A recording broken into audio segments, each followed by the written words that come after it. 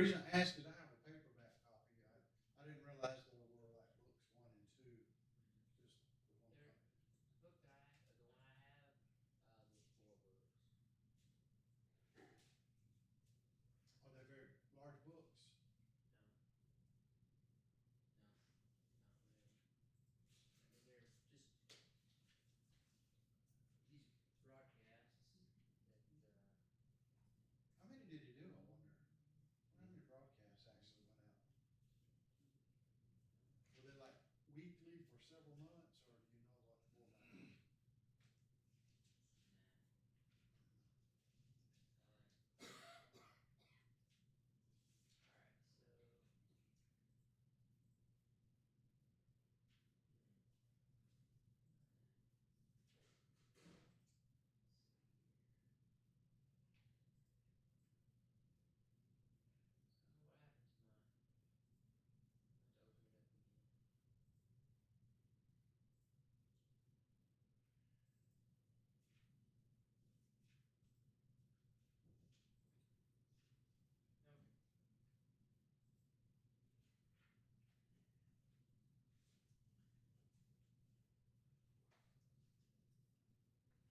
Okay. So we'll continue on with Mere Christianity. This is book 2. The title of the book itself is What Christians Believe. And then there's several chapters in here. This is chapter 3. So we talked about chapter 2. I think we brushed on some of these topics in the last chapter, but this chapter explores the paradox of God allowing evil in the world through the lens of free will. He argues that God granted humans genuine freedom to choose good or evil, because only through free will can authentic love and goodness exist. The central shocking alternative is Jesus Christ's claim to divinity, which Lewis presents as a trilemma. Jesus must be either Lord, liar, or lunatic, and I think you've probably heard that part of this before. But he can't merely be a great moral teacher. Lewis concludes that we must decide whether to accept Christ as God or reject him entirely, as Jesus deliberately left no middle ground. So that's a synopsis of this entire chapter, which is called The Shocking Alternative. Christians then believe that an evil power has made himself, for the present, the prince of this world. And of course, that raises problems. Is this state of affairs in accordance with God's will or not? If it is, he is a strange God, you will say. And if it is not, how can anything happen contrary to the will of a being with absolute power? So again, we believe that there is an evil power, Satan, that is currently the prince of this world, as it's termed. This raises questions about God's will and his sovereignty. And of course, it's this age-old question, why does God allow evil to exist in the world, right?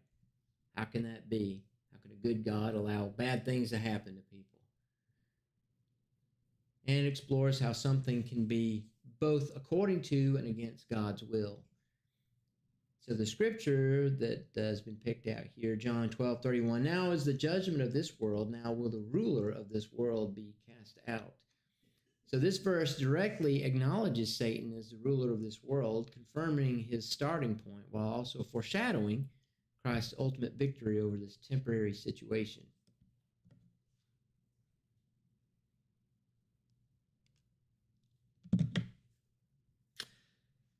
So he continues, but anyone who has been in authority knows how a thing can be in accordance with your will in one way and not in another.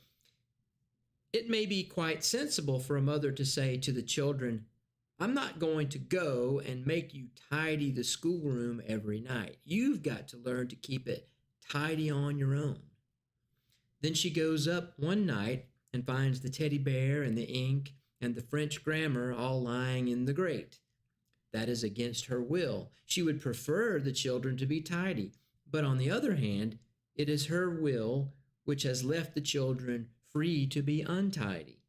The same thing arises in any regiment or trade union or school, you make a thing voluntary, and then half the people do not do it. That is not what you willed, but your will has made it possible. It kind of throws you off when he gives that example of the mother telling the children, I'm not going to go and make you tidy the schoolroom every night. It's kind of weird. Shouldn't that be the school marm? I think that's the same person here, They were homeschooled, so that's what throws people off there, So, plus the French grammar. Mine would be in the grade too if I had one. Talk about useless degrees. Anyway, that's a quaint scene, right? A teddy bear, ink, and French grammar text. That's a bygone world, isn't it? But you can understand the point there. It is the will that the children obey what the mother is asking, and yet it is also her will that the children have free will themselves, and they can choose to not. And you want them to do what you've asked, and you hope that they'll do what you ask. We get his point, but I would imagine a skeptic would be a little bit irritated by saying those are totally different categories, whether the room is clean or not. But we're talking about people who like murder and torture, pillage, and God allows that to happen, which brings so much misery on so many countless souls. That's in another category altogether. No. Does a good God allow for such horrible evils inflicted on others? Whether the French grammar is lying in the grade or not is kind of irrelevant. I disagree though. Well, but to your point though, there is sin is sin. I mean, it doesn't matter. It doesn't matter how big the sin. It doesn't matter how small the sin. Now, sure it does, but is that not true? I mean, do I have to murder somebody to go to hell? I don't have to murder somebody. I mean, what is this? What is the offense? Where is the line?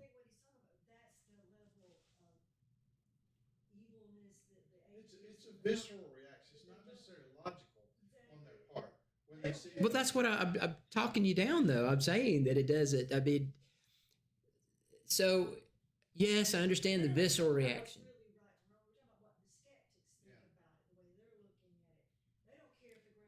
Well, and this is my response to that, that there is no different, and that is the point. Like, who are you to say, as an atheist, as a skeptic, who are you to say what's worthy or not worthy? Are you saying that your opinion is worth more than someone else's? I mean, what is it that makes your opinion more valid? I'm just curious. What do you think the atheist would say to that?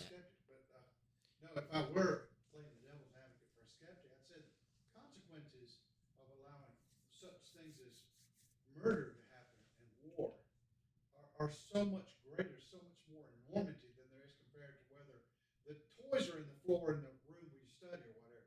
That the comparison is where I think they would have an issue with it. Not the principle. I believe in principle is right about trying to show the analogy of how people in authority can both will for something to happen at the same time, not be pleased that it does happen. Sure, but again, I go back to, I understand that there's a difference, but I would reject that anything. Okay, so you're arguing from an emotional standpoint, is what you're saying. The atheist would be, that's more of an emotional argument than a rational or reasonable argument. Is that where we're agreeing?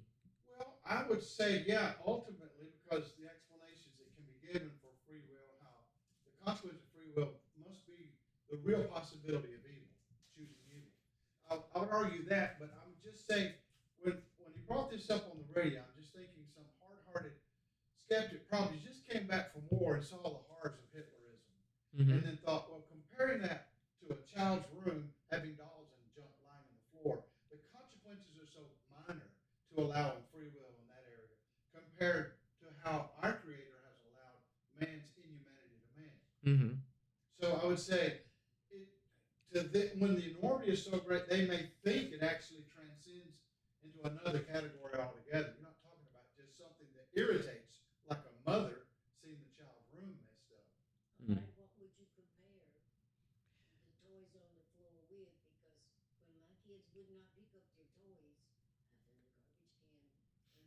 Well, they didn't pick it up. I never acted like this British mother he's describing anyway.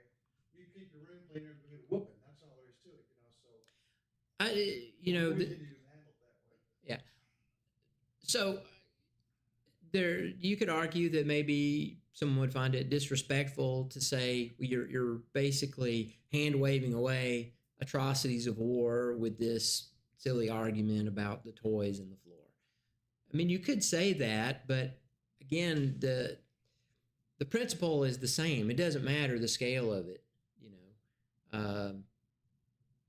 And who's to say that one doesn't lead to the other? The implication of one, no matter how small, is significant, because either you have the free will to do something minor, either you have the free will to, take a wrapper from chewing gum and throw it out in the yard. Either that is the implication for free will would be that compared to murdering somebody. If they're both against the law, right, then they're both punishable by the law. So is there some grace perhaps involved in not punishing someone for throwing a candy wrapper out in the yard? I mean, they're still both lawless acts, right? And that's so on the one hand, you have the law.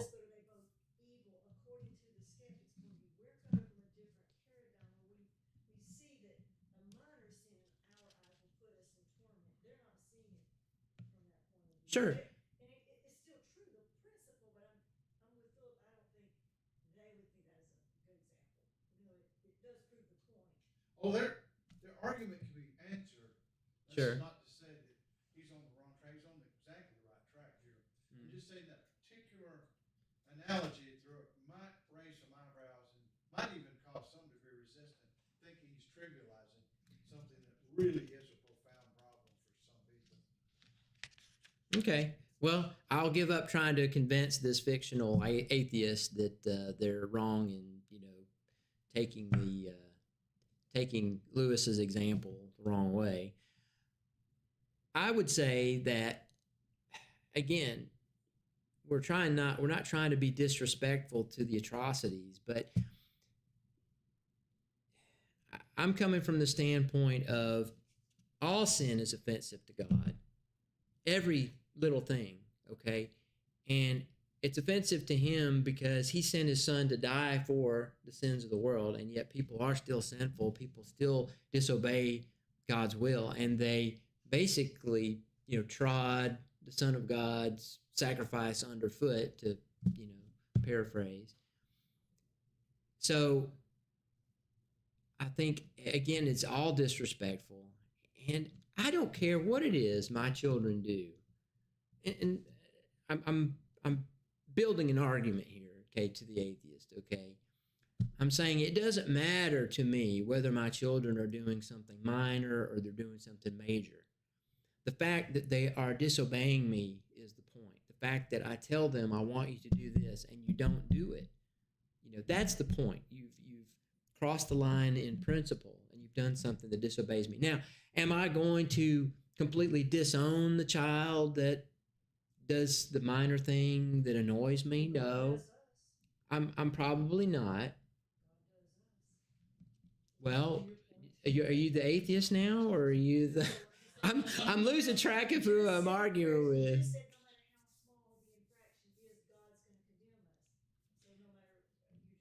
Yeah, and I would agree with that. I'm saying that me as a human being, I am probably not going to punish my child disproportionately, right?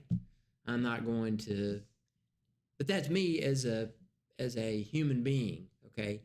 I'm not God. And so again, I can't speak for God. I can't say that, what God will do other than what he has written. And I know what he has said in the Bible. So that's what I have to go by. So, back to his example, he's not saying that the mother is going to, discipline. What does he say here? He says she would prefer the children be tidy, but on the other hand, it's her will which has left the children free to be untidy. So you make a thing voluntary and then half the people do not do it. That's not what you willed, but the fact is your will has made it possible.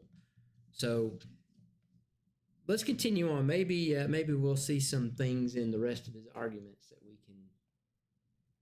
we can continue to build our case on.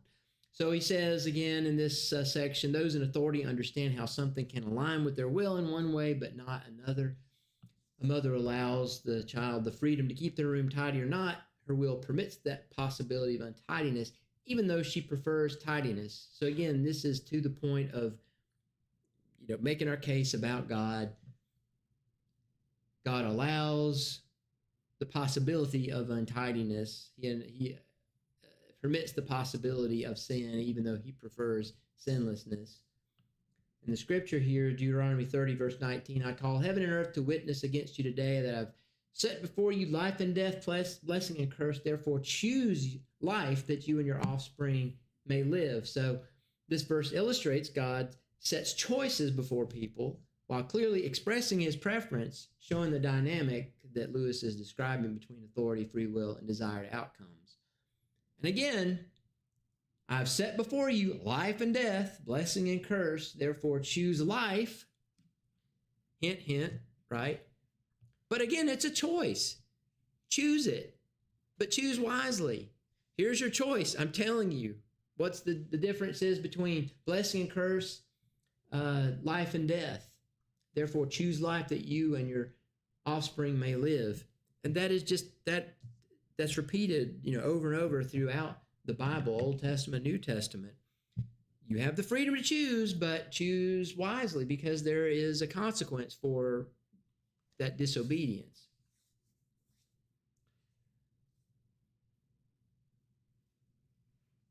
So he says it is probably the same in the universe. God created things which had free will. That means creatures which can go either wrong or right. Some people think they can imagine a creature which was free, but had no possibility of going wrong. I cannot. So he says, I cannot imagine a creature which was free but had no possibility of going wrong. If a thing is free to be good, it is also free to be bad, and free will is what made evil possible. So again, God created beings with genuine free will. Free will means the ability to choose right or wrong. Without that possibility of wrong, free will cannot exist. Joshua 24:15, and if it is evil in your eyes to serve the Lord, choose this day whom you will serve, whether the gods your father served in the region beyond the river, or the gods of the Amorites in whose land you dwell. But as for me and my house, we will serve the Lord. So Joshua presents a clear choice, demonstrating that God allows his people real freedom to choose or reject him, which is the essence of true free will. So again, we're just building this case. Again, how can a loving God allow evil in the world? We have free will. That is what is causing the problems, right? I mean, we've the ones that have messed up the world. God created the heavens and the earth, and they were good. Everything was good when God created it. God can't create a bad thing. What God can do is create choice. Choice is not a bad thing, right? Choice in and of itself, that idea is not bad. Now, what we do with that choice can be good or bad, but he's allowed us to have that.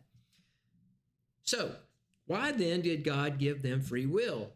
Because free will, though it makes evil possible, is also the only thing that makes possible any love or goodness or joy worth having. I think that's a very profound statement. Free will, though it makes evil possible, is also the only thing that makes possible any love or goodness or joy worth having. If you don't have the ability to not love someone, then loving them is worthless, right? Because you love someone, if you have to love that person, if you have no choice but to love that person, then it is, what kind of love is that? Oh, I don't think so. So he follows up. A world of automata, of creatures that work like machines, would hardly be worth creating. The happiness which God designs for his higher creatures is the happiness of being freely voluntarily united to him and each other in an ecstasy of love and delight, compared with which the most rapturous love between man and woman on this earth is mere milk and water, and for that they must be free. What is that saying that you see on bumper stickers sometimes? If you love something, let it go. If it comes back, then okay. Well, thank you. See, there are several ways to complete that. There's some humorous ones that anyway, but that's the idea, right? If you love something, then give it the freedom to choose to be with you or not. If you love a person, then you can't enslave them, because that's slavery is not love, right? It's not right. You want people, you want your kids, you want your wife, your husband, you want them to love you because they do love you, not because you make them love you. It's like these rich people that have this problem of, they can't find a spouse or they don't trust finding a spouse because they're gold diggers, right? Want money. And so they have trouble having a relationship because, do you love me or do you love my money, right? So you can see the dilemma there. I worry about my dog all the time. She has the freedom to go away, but she chooses to stay. So I don't lock her up. She doesn't have a fence. Mm-hmm. I figure that'll be a problem today. Yeah, exactly. She does like my food that I get. That's good, and you don't kick her and mistreat her. Yeah. So that's the kind of love that God wants in His estimation, and I agree with that. I mean, I've made this argument myself, and it kind of makes me wonder. Talking about these things, I know I've talked about them before. So, did I come to this conclusion myself, or have I read Lewis? I mean, he's pretty prolific, and this stuff's out there. So I've probably, heard these ideas and have inculcated them from other people. But it absolutely makes the most sense to me. So the value of free will, it makes evil possible, but also enables genuine love and goodness. In a world of robots, would not be worth creating. God's design is beings united with Him freely in love and delight. 1 John 4, verse 19, we love because He first loved us. This verse captures the reciprocal nature of love that Lewis describes. God initiates love toward us, but our response must be freely given to be genuine, illustrating why free will is essential to God's purpose. It makes me think about, just while we're on this topic, there have been several movies made, and, the topic comes up from time to time, and now it's actually becoming more of a problem. These weird Japanese guys that used to, marry dolls and their pillows and things. There's all kinds of weirdness in the world, right? But you think now it just is accelerated because of artificial intelligence. There are people now that they prefer to talk to AI, and there are chatbots that are specifically designed to do that. You pick the personality, and of course I do that anyway.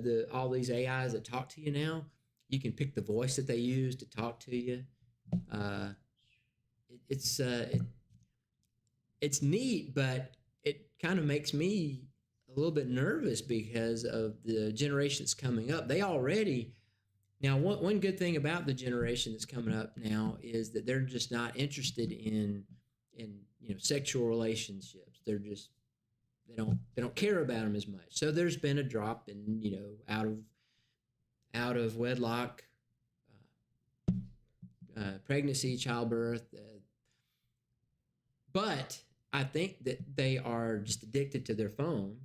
And now it's going to accelerate because you have these chatbots and the kids are talking to these things and they get validation out of them.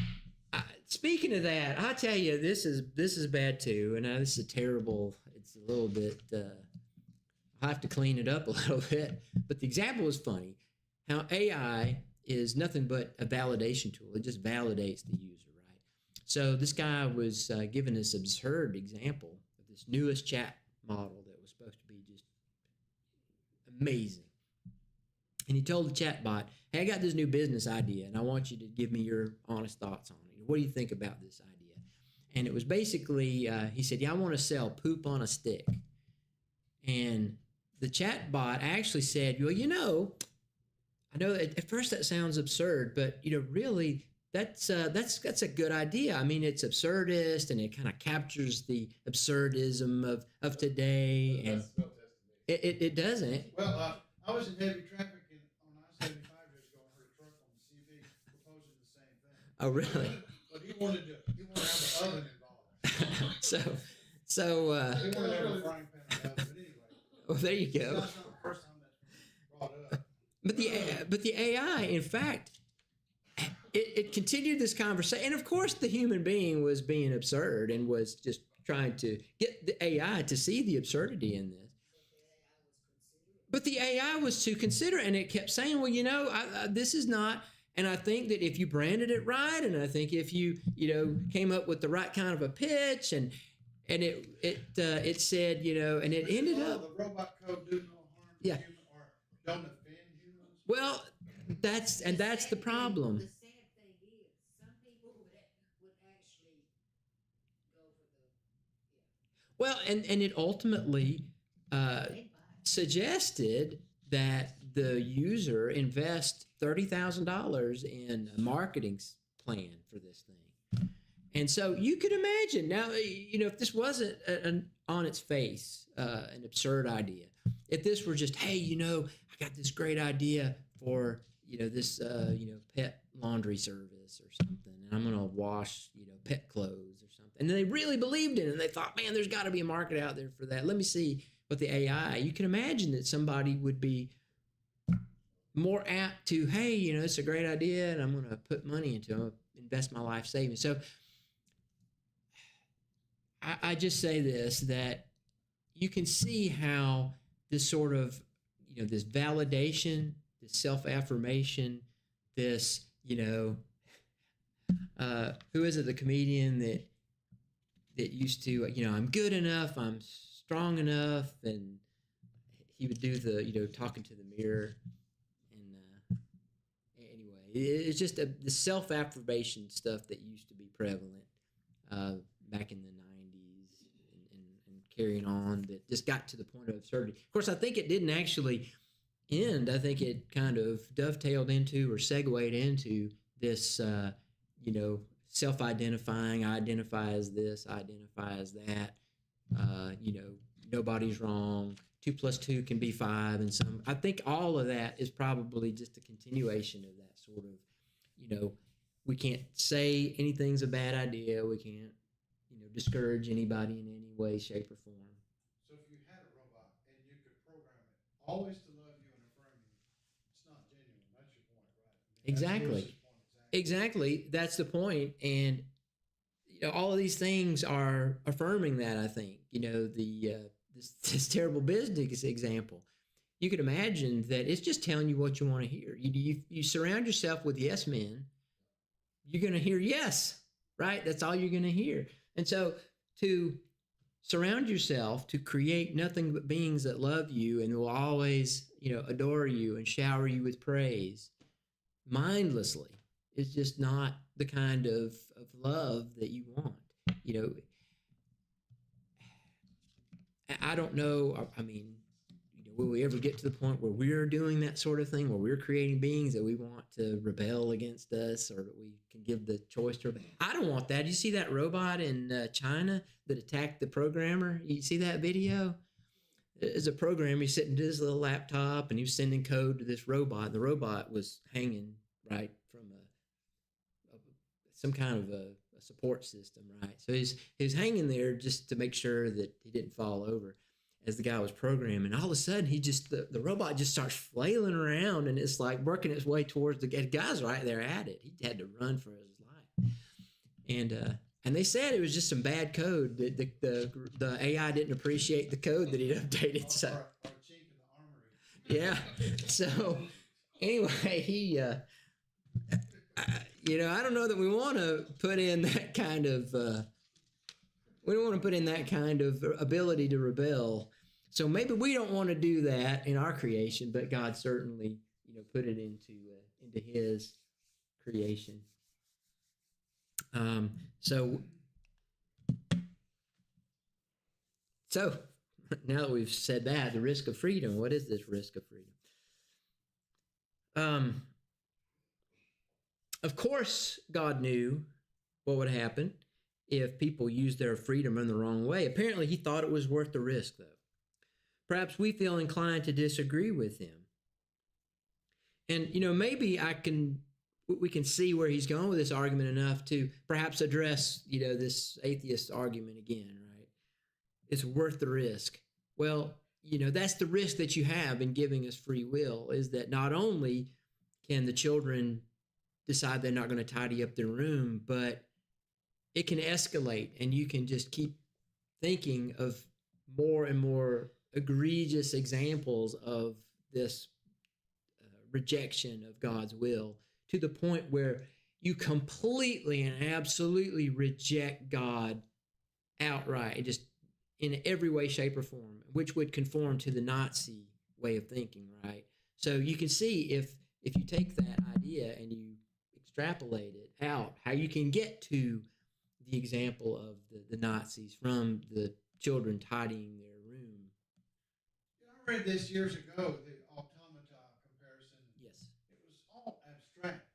Back in those days, we only imagined science fiction type robots, from the movies or comic books. But you just brought out the fact we're living in a world now where we're actually surrounded by that phenomenon. It's a real thing today. So we're giving examples of these weird Japs and stuff, Japanese who have this proclivity for dolls or whatever.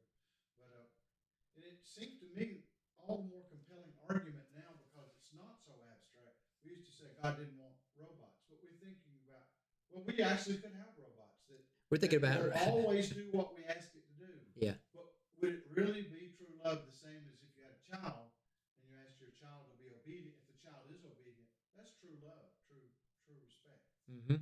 Exactly.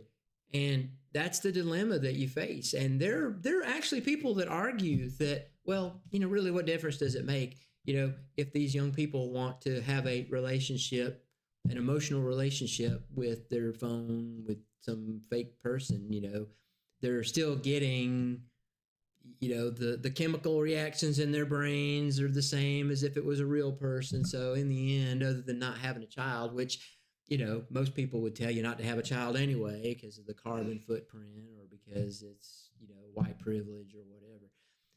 You can see the insidiousness of all of this coming together. And it's like, hold on, maybe we kind of see the plan now. Maybe it was always meant to be like this.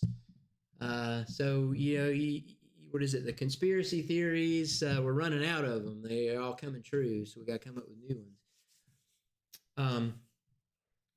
So you're exactly right. We actually are seeing this, and these are good examples, and it helps to make our case better because we can give people these concrete examples. We can, we could probably just pull out our phone and have a conversation with ChatGPT and, hey, see this? Look at this. One of the things that should worry people nowadays is people are given the power to launch missiles or whatever to computers. Yeah. And because they can't think fast enough or react fast enough to do what they want the computer or the missiles to do. Yeah. But who is to say that one of these days the computer may decide just to do away with you and launch along their own? They've made a couple of movies about that. Dun, dun, dun, dun, dun. I hear I see the word Skynet a lot in the, and the sad thing is that I don't know. There are a lot of people that think that is a real possibility. We have so much stuff automated now, and human beings, we're going to go the way of Wall-E. You ever seen that movie Wall-E? I'm talking about the Disney movie. Wall-E, about the little robot. Yeah, the humans. Yeah, the little robot. The humans have polluted the planet so bad they had to leave it, And so they live on a spaceship, and now hundreds of years later, they're all fat and they just get carted around in floating chairs. And you don't remember that? You should watch it. I mean, it's prophetic. It really is. It's a cute movie. You should watch it. So yeah, it came out years ago. Oh, really? Okay. Well, you should watch it. It's a cute movie, but it's got some pretty dark undertones. The parents can see. And it's just an interesting commentary on modern life. But anyway, well, I'll have to leave that example. Y'all watch the movie, and then we'll talk about it some more. So apparently, God thought it was worth the risk of giving us free will, right? He is the source from which all your reasoning power comes. You could not be right and he wrong any more than a stream can rise higher than its own source. When you're arguing against him, you're arguing against the very power that makes you able to argue at all. It's like cutting off the branch you're sitting on. That only works in cartoons, and until you notice it. If God thinks this state of war in the universe a price worth paying for free will, that is, making a live world in which creatures can do real good or real harm, and something of real importance can happen instead of a toy world which only moves when he pulls the strings, then we may take it. It is worth paying. He's got two its here. Let me read that again. He's such a good writer, but then stuff like this. If God thinks this state of war in the universe a price worth paying for free will, that is, for making a live world in which creatures can do real good or harm, and something of real importance can happen instead of a toy world which only moves when he pulls the strings, then we may take it. It is worth paying that price. So, again, back to, and I'm sorry to harangue your hypothetical atheist, but I mean that's what I guess I'm getting at is you can't just say, well, we can only have free will when it's tidying up the room is concerned. We have to take it all the way up to the Nazi level. So that's why we make these. That's why we make these comparisons, because I mean it's easy to make the toys and the not tidying up example all the way up to take it to the extreme, wars and murderings and all kinds of evilness. All of that is a result of free will. All of that comes from humans having free will. So the humans are the ones that are doing this, not God, right? God is not making those kids not tidy up their rooms. He's not making Hitler put Jews in concentration camps. He's not, making people do all of these evil things today. And neither is Satan, not directly. Now, indirectly, just as the free will is a result of God, I mean, people's bad choices are a result of Satan introducing the lie into the world and humans' reactions to his lies. But we're responsible. There's nobody to blame but us, is what I'm getting at. Did you say you have something to say? Did you raise your hand? Oh, okay. I'm sorry. I saw it out of the corner of my eye. I wasn't sure.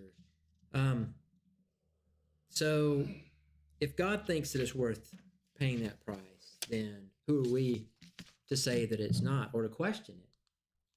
The risk of freedom. So God knew the risk of granting free will. He deemed the possibility of genuine relationship worth that risk. We cannot truly argue against God's wisdom in this. Romans 11:33 through 34. Oh, the depth and the riches and wisdom and knowledge of God, how unsearchable are his judgments and how inscrutable his ways. For who has known the mind of the Lord, or who has been his counselor? So this verse addresses Lewis's point about the difficulty of disagreeing with God's wisdom, acknowledging that God's reasoning transcends our limited understanding.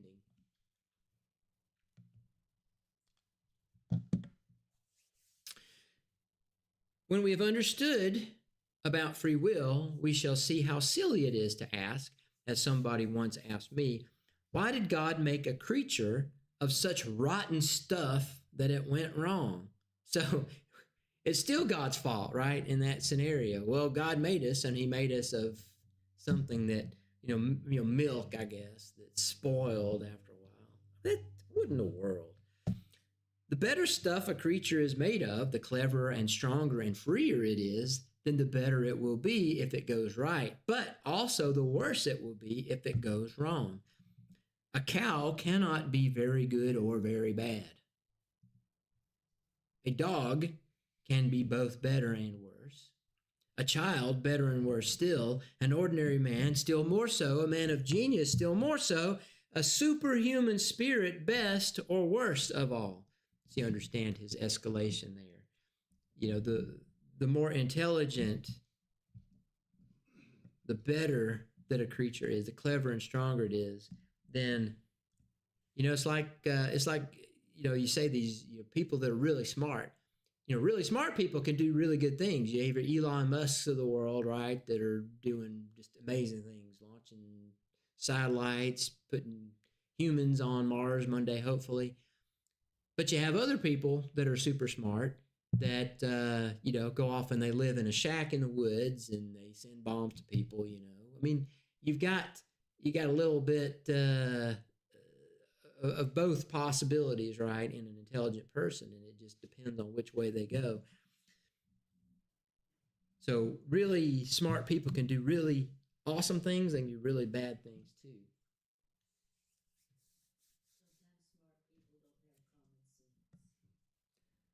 Well, yeah, this is a different subject, but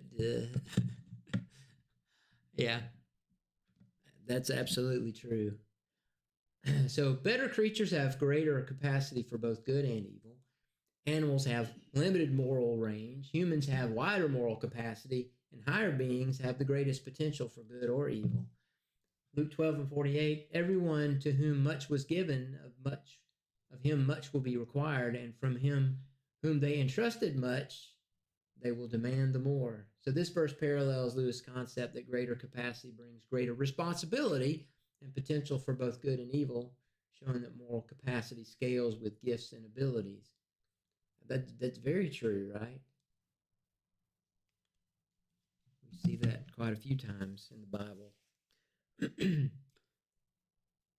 All right, so how did the dark power, as he terms Satan, the dark power, capital D, capital P, he puts it. How did the dark power go wrong? Here, no doubt, we ask a question to which human beings cannot give an answer with any certainty. A reasonable and traditional guess, based on our own experiences of going wrong, can be offered, however. The moment you have a self at all, there is a possibility of putting yourself first, wanting to be the center, wanting to be God, in fact. That was the sin of Satan, and that was the sin he taught the human race.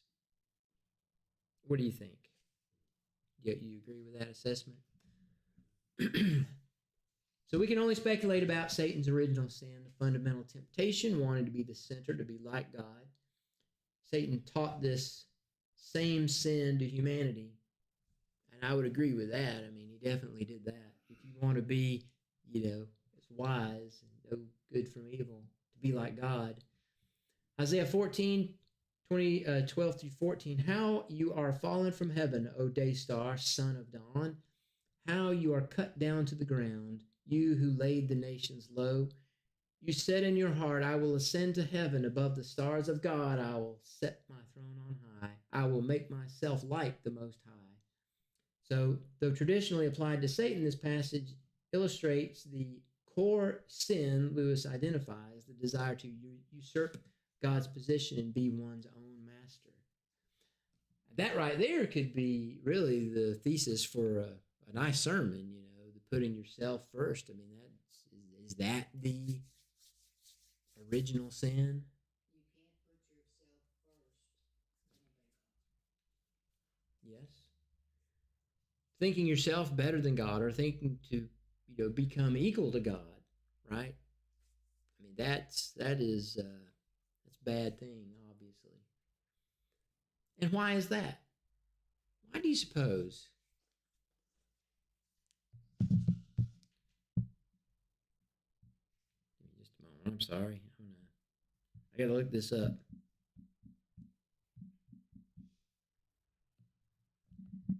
If I can spell.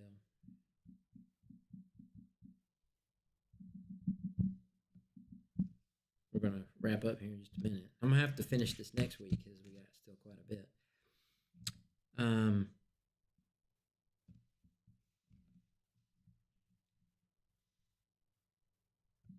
I'm not gonna find it right off, but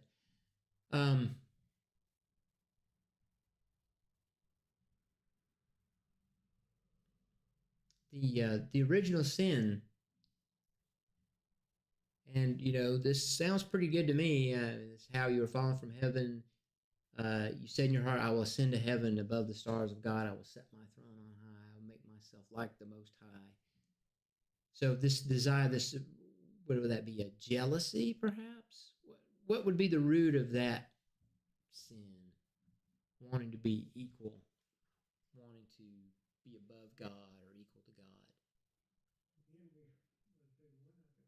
Yeah, envy. That's the thing that springs to mind, right? Being envious of pride. Yeah, pride. Yeah. So maybe a mix of a few things. Now, this is not to justify our behavior, but as humans, for whom God is invisible, we know of God inferentially and also through special revelation, written text, and so on. It's comprehensible why humans will allow themselves to fall into that mode of thinking. Yeah. But it's hard to comprehend how an angel of heaven who would have face-to-face contact with God and know God the Father regularly would have such a desire. It's just, I think that's probably the only explanation that seems to work, Mm-hmm. and yet it's still hard for me to comprehend how that actually happened. Yeah. Reminds me of the children of Israel, kind of. They saw things firsthand, miracles. Well, That's true, and yet they did, and yet they still But acted you're up. saying, yeah, you're right. He's an angel, and all knew him way better than that. Well, See the miracles. and we don't know, we don't know how long that relationship existed. You don't know how long it took for Satan to come to the conclusion that he What was was. the time even then? Well, but when I speak of time, there are interactions. Clearly, I mean, people are they're communicating in some way. There are things going on. So, whatever we would consider the passage of time, some equivalent of that is going on. Events are happening. So, and how many interactions are we talking about?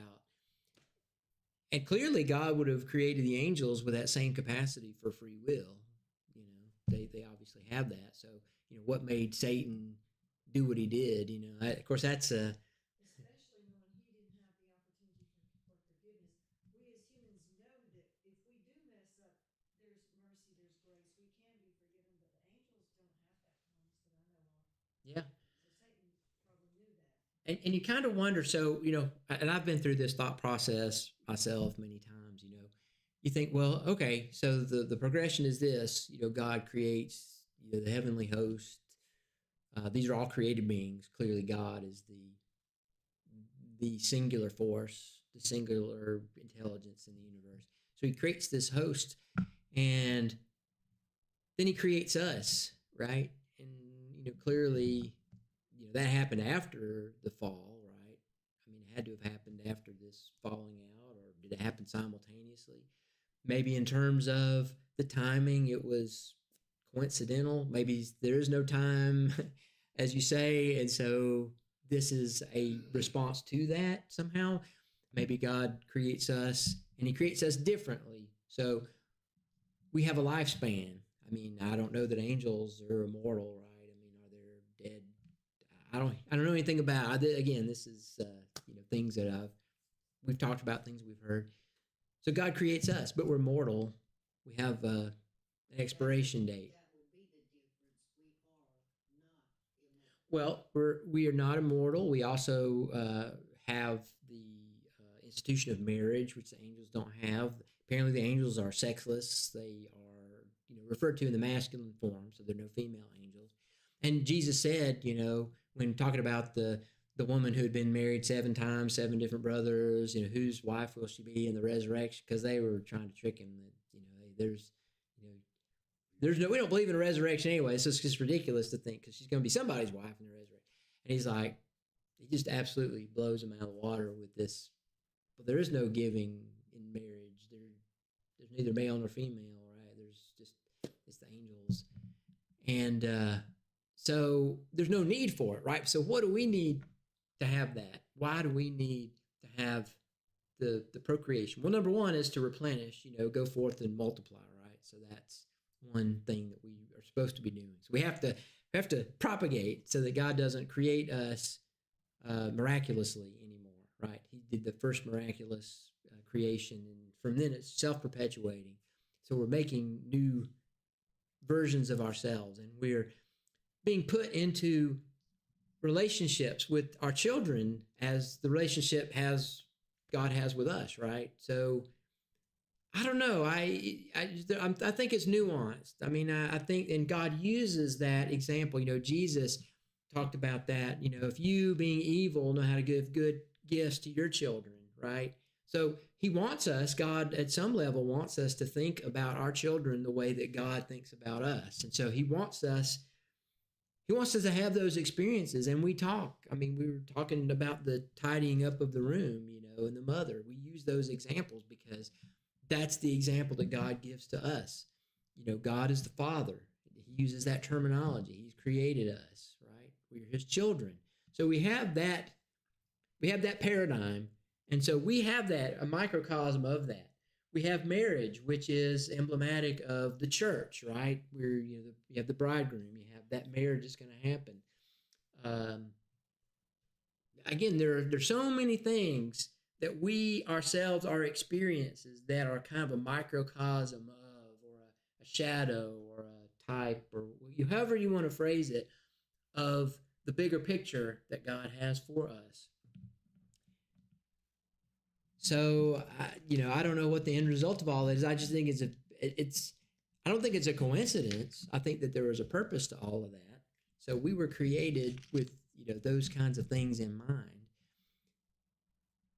And we do have, as you say, and that is the most profound thing of all, is that we have a benefit that Satan himself doesn't have. With all of his influence, with all of his power and all of his might, he doesn't have the ability to be forgiven.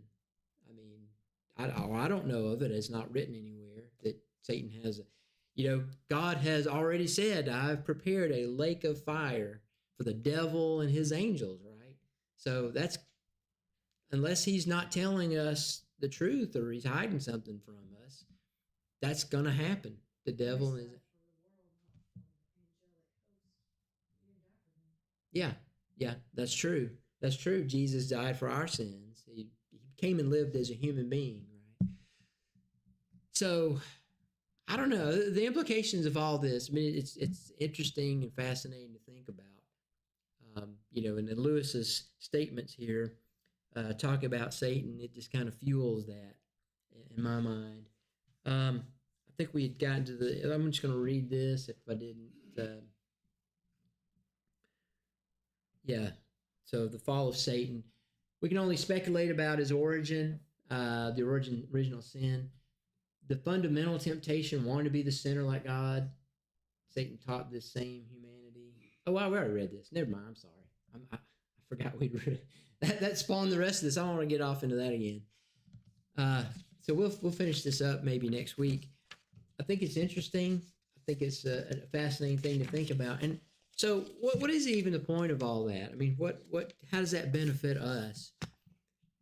I think it benefits us tremendously when we put ourselves kind of in the mind of God, and we think about what he has done for us. This same conversation that we've just been having, right, about Satan and the sinfulness that he introduced, that into God's perfect creation, the sinfulness that we perpetuate, minor, major sin, everything in between, the corruption that we have brought to God's creation via Satan, right? But that we have continued to pile on generation after generation after generation. and yet there is goodness. And there was this sacrifice, and we haven't talked about that specifically, but that's waiting in the wings, right? The sacrifice that Jesus made. You think about all of these things and the profoundness of them, and the scope and the scale of this entire universe, and the fact that it was created for us, and these just overarching things, and it makes everything else seem really, really small by comparison. All of the petty, day-to-day things, all the things of this world that are going to pass away just before you know it. And we need to think about these things before it's too late. We need to address these issues. And anyway, I could go on and on, but I need to stop. So maybe I'll go on and on again next week. But what's the invitation song? 911. Okay. Well, everybody, let's turn over to 911, and we'll sing this as our song of invitation. If there's anyone that needs to respond to the invitation song, please do that while we sing. Bring Christ your broken life, so marred by sin, he will create.